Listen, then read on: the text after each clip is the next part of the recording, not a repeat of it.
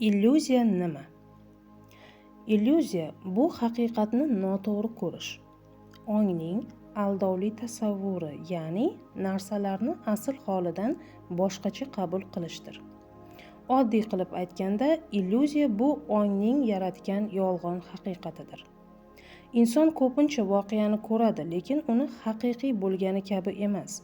O'zining qo'rquvi, e'tiqodi, tajribasi, bolalikdagi dasturlari orqali boshqacha talqin qiladi. Shuning uchun illyuziya aynan ong ostining ko'zgusi. Psixologiyada illyuziya. Psixologlar illyuziyani shunday tushuntiradi. Ong ko'pincha voqeani emas, balki o'zi ishonmoqchi bo'lgan narsani ko'radi. Shu sababli inson ba'zan xavf yo'q joyda xavfni ko'radi, sevgini yo'q joyda ko'radi, yomonlikni yaxshi niyatdan deb o'ylaydi, o'zini yetarli emas deb hisoblaydi. Bu ham illyuziya. Hayotdagi eng keng tarqalgan illyuziyalar. Birinchisi, o'zim yetarli emasman. Bolalikdagi tanqid va qo'rquvdan keladi. Haqiqatda bu illyuziya. Ikkinchisi, hammani xursand qilishim kerak. Bu odamni qiynaydi, lekin real hayotda hech kim hammaga yoqolmaydi. Bu ham illyuziya. Uchinchisi, u odam meni tushunadi deb o'ylash. Ko'p odamlar odamni emas, o'z tasavvuridagi idealni yaxshi ko'radi. Bu sevgi ham ko'p hollarda illyuziya bo'ladi. To'rtinchisi, kelajak qo'rqinchli. Bu ongning ssenariysi, lekin real hayot bo'lmasligi mumkin. Beshinchisi, yolg'izlik yomon narsa. Aslida yolg'izlik o'zini topishning eng kuchli davri. Yomon deb o'ylash bu illyuziya. Ezoterikada illyuziya, dunyo bu katta illyuziya, maya.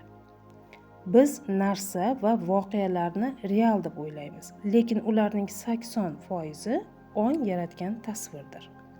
Ya'ni inson dunyoni ko'ngli qanday bo'lsa shunday ko'radi. Yuragi bezovta bo'lsa, dunyo qorong'i, yuragi tinch bo'lsa, dunyo nurga to'ladi. Illyuziya qayerdan paydo bo'ladi?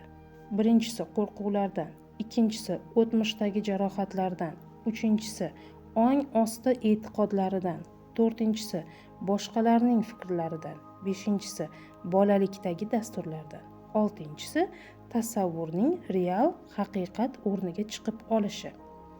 Illyuziya bu ong yaratgan hokimiyat. U odamni o'z haqiqatidan uzoqlashtiradi. Illyuziyadan qanday chiqish mumkin?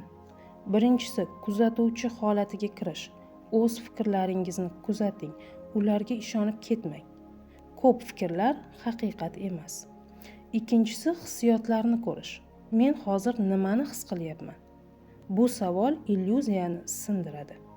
Uchinchisi, fakt va tasavvurni ajratish. Nima fakt, nima men yaratgan ssenariy? Bu juda kuchli mashq. To'rtinchisi, o'tmish dasturlarini anglash. Bolalikdagi qo'rquvlar bilan ishlang. Illyuziyalar shu yerdan keladi. Beshinchisi, meditatsiya. Ong tinch bo'lganida illyuziyalar parchalanadi. Illyuziya bu voqeani asl holida emas, ong filtri orqali ko'rishdir. Inson o'z illyuziyalaridan qutulgani sari haqiqatiga yaqinlashadi. Haqiqatga yaqinlashgani sari erkinlik paydo bo'ladi.